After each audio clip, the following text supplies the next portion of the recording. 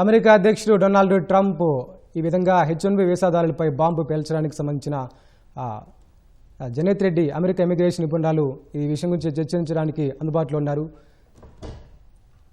జనేత్ రెడ్డి గారు చెప్పండి, హెచ్1బి వీసా రుసుం పెంపుదల ఉత్తర్వుల సారాంశం ఏంటి? అంటే ఈ రోజే ప్రొక్లమేషన్ సైన్ చేయడం జరిగింది యుఎస్ ప్రెసిడెంట్ డొనాల్డ్ ట్రంప్ గారు. సో దీని ఎఫెక్ట్ సెప్టెంబర్ 21 నుంచి. సో మనం డీటెయిల్స్కి వెళ్తే ఏంటి అని అంటే, యూజువల్గా ఈ H1B ప్రోగ్రామ్ అనేది స్పెషాలిటీ ఆక్యుపేషన్ అంటే హైలీ స్కిల్డ్ పీపుల్ ఎవరైతే ఇక్కడ స్టెమ్ ఐటీ రిలేటెడ్ ఫీల్డ్లో అంటే అమెరికన్స్ జాబ్ చేయలేరో వాళ్ళకి ఆ స్కిల్ సెట్ లేదు కాబట్టి బయట నుంచి తీసుకురావడం జరుగుతుంది అండ్ వాళ్ళు అది పెర్ఫామ్ చేస్తారు. సో ఈ ప్రోగ్రామ్ని బాగా అంటే అబ్యూజ్ చేయడం కానివ్వండి, అంటే అమెరికన్ జాబ్స్ని తీసేసి అంటే వాళ్ళు ఫారెన్ వర్కర్స్ని ట్రైన్ చేయడము, అట్లా వాళ్ళ జాబ్స్ డిస్ప్లేస్మెంట్ కావడం వల్ల సో ఈ సర్టెన్ ప్రొక్లమేషన్ అనేది ఇష్యూ చేశారు. సో దీనికి ఏంటి అని అంటే 100K పేమెంట్ చేయాలి అండ్ ఇది ఓన్లీ 1 year ఈ ప్రొక్లమేషన్. బట్ హవెవర్ మనం డీటెయిల్స్కి వెళ్ళి చూస్తే అంటే క్లారిటీ లేదు. అంటే ఇప్పుడు department of homeland security department of state ఈ రెండు కొలాబరేట్ అయ్యి సర్టెన్ అమౌంట్ ఆఫ్ మనీ ఉంటే తప్ప వాళ్ళు లోపలికి ఎంటర్ అవ్వడానికి లేదు. అంటే కంట్రీలో ప్రస్తుతానికి ఉన్న వాళ్ళకి I don't think there is any problem. కొత్తగా కంట్రీ బయట నుంచి H1B మీద వచ్చే వాళ్ళకి ప్రాబ్లం అవుతుంది. అండ్ దెన్ ఈ డిపార్ట్మెంట్ ఆఫ్ లేబర్ కూడా దీనికి తగినట్టుగా వేజెస్ వాళ్ళు అంటే అప్డేట్ చేయాలి. యాక్చువల్గా ఇట్ ఈస్ అండర్ అంటే department of labour website is under maintenance ఈ weekend. So we have to wait and see. అంటే ఇది చాలా ఫ్లూయిడ్గా ఉంది సిచ్యువేషన్. సో మోర్ డీటెయిల్స్ అంటే ఇంటర్ప్రిటేషన్ ఆఫ్ ద రూల్స్ అంటే ప్రీవియస్ గా కూడా మనకి చాలా ప్రొక్లమేషన్స్ వచ్చాయి, దాని ఇంటర్ప్రిటేషన్స్ అది ఛాలెంజ్ చేయబడింది కోర్ట్స్. సో ఇలా డిఫరెంట్ గా జరుగుతూ ఉన్నాయి.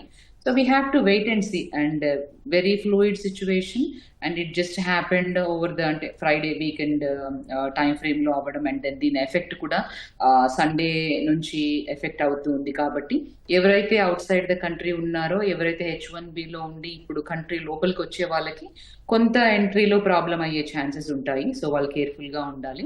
అండ్ కొత్తగా ఇప్పుడు కంపెనీస్ ఇండియా నుంచి H1Bs చేసి తీసుకురావడము అనేది హైలీ అన్లైక్లీగా మారుతుంది ఈ పర్టికులర్ ప్రొక్లమేషన్ తోని. మేడం, ఈ ట్రంప్ నిర్ణయాన్ని అక్కడి న్యాయస్థానాలు సవాల్ చేసే అవకాశం ఉందా? పాసిబిలిటీ ఉందండి. అంటే ఇంతకు ముందు కూడా మీరు చూసారు అంటే కొన్ని కంట్రీస్ మీద బ్యాన్ చేస్తూ అంటే ప్రొక్లమేషన్స్ చాలా ఇష్యూ చేశారు. ఆయన ఫస్ట్ టర్మ్ లో కానివ్వండి, సెకండ్ టర్మ్ లో కానివ్వండి. సో డెఫినెట్ గా ఛాలెంజ్ చేసే అవకాశాలు ఉన్నాయి. సో మనము వెయిట్ చేసి చూడాలి. ఎందుకంటే మనకు ఈ రోజు మాకు ఇక్కడ ఇంకా శుక్రవారం రోజు ఈవినింగే కదా. సో ఇంకా వెయిట్ చేసి చూడాలి. చాలా ఫ్లూయిడ్ గా ఉంది సిచ్యువేషన్. సో మనకి ఇంకా మోర్ డీటెయిల్స్ తెలియాలి. అమెరికాలో నివసిస్తున్న భారతీయులపై ఈ నిర్ణయం ప్రభావం ఎంత మేర ఉంది? అలాగే ఇండియాలో విద్యార్థులు ఎలా నష్టపోనున్నారు అమెరికాకి వెళ్ళాలనుకునే వాళ్ళు? అంటే అమెరికాలో ఆల్రెడీ H1B ప్రోగ్రామ్ అంటే H1B మీద ఉన్న వాళ్ళకి ఎఫెక్ట్ అవ్వకపోవచ్చు. వాళ్ళు ఒకసారి కంట్రీ బయటకు వెళ్ళి లోపలికి వచ్చే వాళ్ళకి ప్రాబ్లం లాగా అండ్ కొత్త H1Bs కి ఇది అప్లికబుల్ అయ్యేలాగా ఉంది. అండ్ ఇది ఓన్లీ టెంపరరీ 12 months కి. ఇది ఎలా ఎఫెక్ట్ అవుతుంది స్టూడెంట్స్ మీద అంటే అంటే ఎక్కువగా ఈ కన్సల్టింగ్ కంపెనీస్ అంటే H1Bs చేయడము ఇట్లా అంటే ఇది ఎక్కువగా ఫ్రాడ్ బేసిస్ మీద అన్నట్టుగా మనకి ప్రొక్లమేషన్ చెప్తుంది. సో కొత్తగా అంటే ఇప్పుడు స్టూడెంట్స్ రావడం అనేది యాజ్ ఐ సెడ్ కొంచెం హైలీ అన్లైక్లీగా మారే అంటే అసాధ్యంగా మారే ఛాన్సెస్ ఉంటాయి. బట్ దాన్ని మనం ఇంకొక విధంగా పాజిటివ్ గా ఇంటర్ప్రిట్ చేస్తే మేబీ అంటే ఎక్కువగా ఆఫ్ షోర్ జాబ్స్ ఇంక్రీజ్ అయ్యే ఛాన్సెస్ కూడా ఉంటాయి మనం చూసుకుంటే. అంటే ఇక్కడ నుంచి జాబ్స్ అక్కడికి వెళ్ళడము అంటే తక్కువ వేజెస్ కి వేరే డిఫరెంట్ కంట్రీస్ లో చేస్తారు కాబట్టి అట్లా ఆఫ్ షోర్ లో ఎక్కువగా హైర్ చేసుకోవడం కూడా జరుగుతుంది. ఓకే మేడం, ఈ నిర్ణయాన్ని ప్రపంచ దేశాలు ఏ విధంగా చూస్తాయి? అలాగే ఏ దేశాలు నష్టపోనున్నాయి దానికి సంబంధించి? అంటే ప్రపంచ దేశాలు అంటే ఎక్కువగా అంటే ఇది ఈ H1B ప్రోగ్రామ్ అనేది స్కిల్డ్ అండ్ అంత ప్రపంచ వరల్డ్ వైడ్ గా.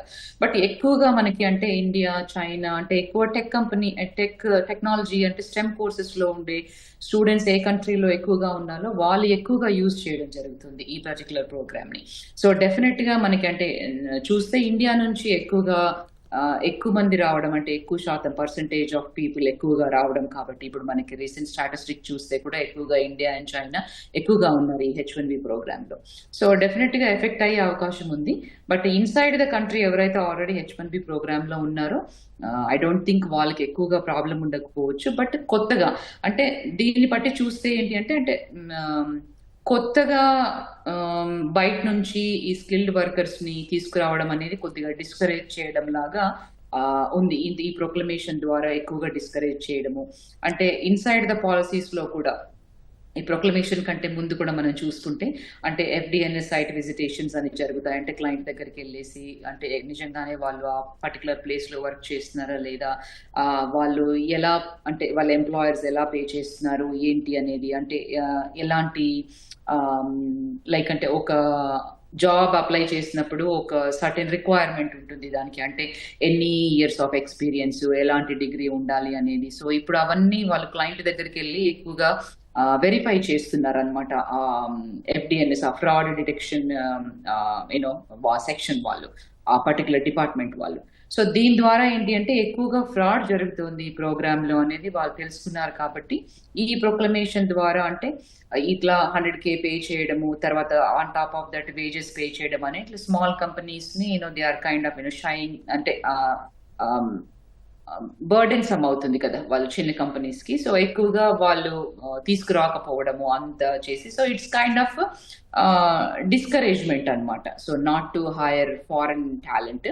సో ఇక్కడ అమెరికన్ సాయిల్ లో ఉన్న వాళ్ళకి, ఫ్రెష్ గా గ్రాడ్యుయేట్స్ అయిన వాళ్ళకి, అమెరికన్స్ కి ఎక్కువగా ఇంపార్టెన్స్ ఇవ్వాలి ఈ టెక్ అంటే స్టెమ్ ఫీల్డ్స్ లో అనేది ఈ ప్రొక్లమేషన్ యొక్క ఉద్దేశం. అంటే మేడం, ప్రతి సంవత్సరం $1,00,000 వీసా కోసం చెల్లించడం, ఆపై ఉద్యోగులకు జీతాలు ఇవ్వడం ఆ టెక్ సంస్థలపై ఎలాంటి ప్రభావం పడుతుంది?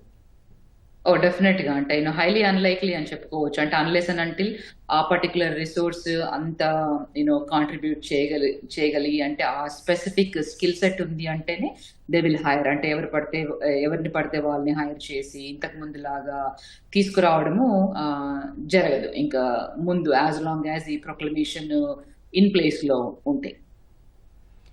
భారత్ ఐటీ రంగంపై ట్రంప్ నిర్ణయం ఎలా ప్రభావం చూపనుంది మేడం? డెఫినెట్ గా అంటే ఈ పర్టికులర్ అంటే ప్రభావం తప్పకుండా ఉంటుంది. బట్ ఎంతకాలం ఉంటుంది ఏంటి, దీన్ని ఎలా ఛాలెంజ్ చేస్తారు కోర్టులో.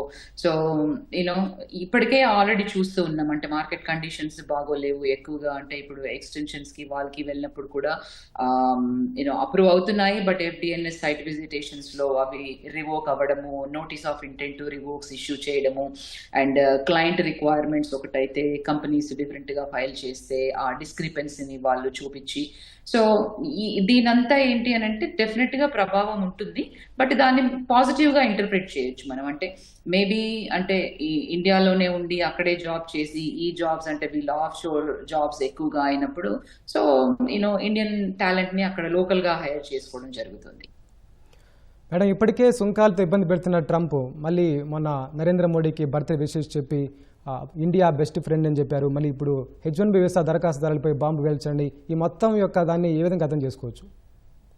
అంటే బేసిక్ గా మనం చూసినట్టయితే ఫస్ట్ నుంచి కూడా అంటే ఫస్ట్ టర్మ్ లో కానివ్వండి, ఈ టర్మ్ లో కానివ్వండి, తను చేసే ప్రతి ఒక్క యాక్షన్ ఏంటి అని అంటే టు ప్రొటెక్ట్ అమెరికన్ సిటిజన్స్. అంటే అమెరికన్ అంటే కంట్రీ ఫస్ట్ అనేది ఆల్వేస్ చెప్తా ఉన్నారు. సో కంట్రీ ఫస్ట్ అన్నప్పుడు పీపుల్ కూడా అమెరికన్ సిటిజన్స్ కూడా ఫస్ట్ వస్తారు. సో బేసిక్ గా ఏంటి అంటే ఇక్కడ ఉన్న జాబ్స్ ఇక్కడ పీపుల్ కి అమెరికన్స్ ఫస్ట్ లాగా, అమెరికన్ సిటిజన్స్ ఫస్ట్ లాగా అన్ని అంటే యాక్షన్స్ కూడా మనము చూస్తూ ఉన్నాము. వెదర్ ఇట్స్ కాల్డ్ ప్రొక్లమేషన్ ద్వారా కానివ్వండి, టారిఫ్స్ కానివ్వండి. అంటే టారిఫ్స్ ఓన్లీ ఇండియా మీదే కాదు కదా, డిఫరెంట్ కంట్రీస్ లో కూడా. But of course percentage wise గా చూసుకుంటే ఐ గెస్ ఇండియన్ అంటే ఇండియా కంట్రీ మీద ఎక్కువ టారిఫ్ పర్సంటేజ్ ఎక్కువగా ఉంది. సో ఇవన్నీ కూడా ఏంటి అంటే కొంత డిస్కరేజ్మెంట్ డెఫినెట్ గా. But at some point of time we have to see. అంటే it's all give and take based on the negotiations and all of these things. Madam, ఈ అమెరికా ఈ H1B వీసాల ఫీజు పెంచడంతో భారత్ అవకాశాలు అందిపుచ్చుకునే అవకాశం ఉందా? పాసిబిలిటీ ఉందండి. ఇప్పుడు మీరు ఈ 100K ఆ తర్వాత on top of that wages, ఈ పేమెంట్స్ ఇవన్నీ చూసుకుంటే తక్కువగా అంటే డిస్కరేజ్ చేస్తున్నారు కంపెనీస్ ని ఎక్కువగా బయట నుంచి తీసుకురావడానికి. అంటే ఇక్కడ లోకల్ టాలెంట్ కే హైర్ చేసుకోవాలి అనేది వాళ్ళ నినాదం. సో అట్లాంటప్పుడు బయట నుంచి టాలెంట్ రాలేనప్పుడు నిజంగానే టాలెంట్ ఉన్న పీపుల్ ఏంటి అంటే వేరే అదర్ కంట్రీస్ కి వెళ్తారు. అంటే అమెరికాయే రాక్కర్లేదు, వేరే డిఫరెంట్ కంట్రీస్ కి వెళ్తారు. సో ఆ కంట్రీస్ కి వెళ్ళడం అండ్ అమెరికన్ కంపెనీస్ వాళ్ళు అంత వేజెస్ ఇవ్వలేకపోయినప్పుడు ఏంటి అని అంటే ఈ జాబ్స్ ని ఆఫ్ షోర్ పంపించడం కూడా జరుగుతుంది. Maybe in future you can see అంటే ఆఫ్ షోర్ పంపించే జాబ్స్ మీద రిస్ట్రిక్షన్స్ ఇట్లా చాలా అంటే it just started I would say. So lot of things you may see in coming days or coming years. ధన్యవాదాలు madam, Janata Reddy madam. Thank you అండి.